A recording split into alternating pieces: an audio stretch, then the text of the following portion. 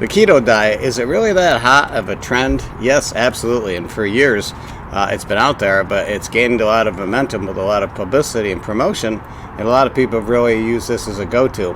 I want to just, at RX Healthy Habits, do just a quick overview in this video podcast, because I don't like long videos or podcasts. Everything that I'm going to talk about is in much more detail and some great references on my blog. It's on RxHealthyHabits.com. The name of the blog is The Ketogenic Diet, Unraveling the Science Behind the Hottest Diet Trend. And really some detailed information there that I don't need to get into. I'm just going to give you an overview. So what is the ketogenic diet? That's a diet commonly known as the keto diet. It's a low carb, high fat, higher protein that induces a metabolic state called ketosis, where your body does not have carbohydrates for fuel. So instead it shifts to start burning the primary energy source of stored fat. Okay? So this leads to a production of ketones, and the body loves to burn its own fuel, which is fat storage. It loves it. So ketosis is what you're going to get into when you go on a ketonic diet or ketone diet. So I want to cover what are some of the different types of keto diets in the marketplace. There's a lot of variations, but I'm going to do that. I wanted to talk about how effective it is versus other diets, possibly. And then the other thing is the pros and cons, the advantages and disadvantages. I want to do it all under 8 minutes. What do you think? Is it possible?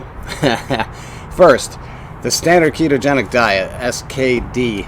I'm going to read some of this because it's important I get it right. But that consists typically of 70 to 75% intake from fat, 20 to 25% from protein, and only 5 to 10% of carbohydrates. So it's really carbohydrate restrictive, which is going to help you get into that fat burn and start burning your fat storage. The cyclical ketogenic diet, CKD. This diet involves a period of carb loading and 1 or 2 days a week, and then you're back on your standard ketogenic diet the rest of the time. Then there's targeted ketogenic, the TKD. This is where individuals are going to do high-intensity workouts, allow for a small intake of fast-digesting carbs before the exercise.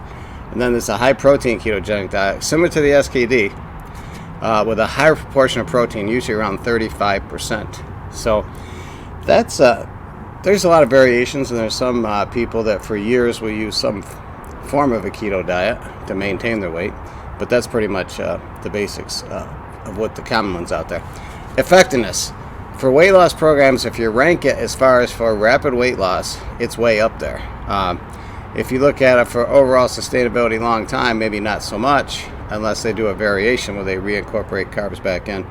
But long term, some of the diet specialists, the dietitians, they like more of a Mediterranean, more conservative, more balanced approach. I'm kind of with them in a lot of ways, because I think it's a long-term thing for weight loss to think about. Realistically, 1 to 2 pounds per week is what they say is a little bit more safe of an approach. But with a ketogenic diet, if somebody needs to lose weight quicker, they can. They can get maybe more than that. You can't make claims to that. You're not supposed to if you're a diet program. But they might be able to do a lot better than that. So if somebody's looking to do maybe a faster weight loss, it's there. There might be some advantages for metabolic health because of the lower carbs, especially in some conditions. So that's kind of interesting. Some have shown there might be some really good effects with epilepsy. Studies are still out there. In cardiovascular, you would think with all the fat, you would have a lot of trouble with cholesterol, but just shown to be kind of the opposite because of reduction in triglycerides. Some of the cholesterol numbers come back pretty good. So that's some of the things I think when you think about how it's effective as compared to other plants. It's got some of the things going for it. Appetite suppression, of course. A lot of people crave foods when they're on diets. This, you have a feeling of fullness more probably because of the protein and because of the fat. So let's go through and talk about the advantages. This is a biggie. What are the advantages of the keto diet? First, we talked about it already. Weight loss, rapid weight loss. It can be really motivating for individuals, just like some of the new GLP agonists out there, like Wegovy and some of those. People love to see results quickly, so that's one of the advantages of the keto diet. Improved blood sugar control, we talked about this, but it's very important to state that individuals with type 2 diabetes or insulin resistance may benefit greatly from this type of approach. Check with your doctor. So true. One of the advantages of ketos is enhanced mental focus, and this is because you're in ketosis, you're burning fat. Anytime you do, and your body loves it, you're much more mentally acute. There's some other potential therapeutic advantages and disorders, some neurological disorders, but polycystic ovary disease or ovary syndrome. More research is being done, but there could be some benefits there. Increased energy levels. Absolutely. Anytime you're burning your own fat stores and you're relying on your fat stores, you're going to have more energy because fat is the best source for your body to burn. Disadvantages. Initial side effects. When transitioning into ketosis, individuals will have like flu-like symptoms. They call them keto flu symptoms. Sometimes the breath, when you're in ketosis, your breath sometimes and your mouth has a different feel to it. So headache, fatigue, sometimes nausea, dizziness. Here's a biggie. Not initial side effects, but constipation. I know when I cannot consume enough vegetables, even with some of my other Metamucil powders and stuff that I use, I really have a challenge there. That could be a challenge, and you'd have to do some countermeasures for that. Nutrition deficiencies. Yes, when you cut out your fresh fruits, vegetables, especially foods that have carbohydrates, fruits, you're going to be missing out on some micros. So definitely important to think about adequate multivitamin intake there, minerals, because you're going to have some deficiencies eating a high-fat, high-protein only diet.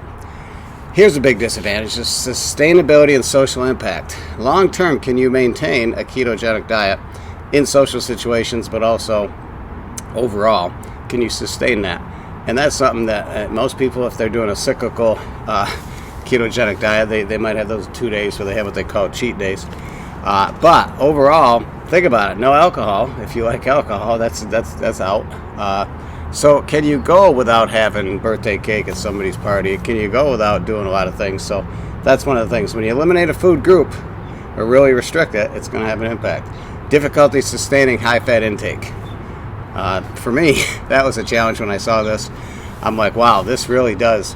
When you start to miss the carbohydrates, but you also miss having the vegetables. And if you're just eating fat and protein, sometimes it can be a little bit, I guess if you want to call it a little bit challenging because it's a little bit monotonous, right?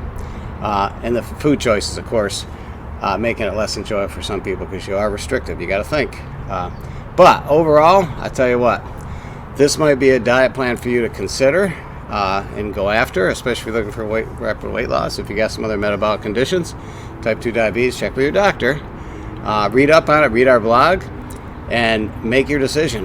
There's other ones out there, and I think it's good to know about what the advantage and disadvantage of all are. So hope that information helps, and we did keep that under 8 minutes. So until next video podcast, stay healthy, get stronger, and find your path to get your weight down to where it needs to be with a normal body weight, but also long term, how can you sustain it?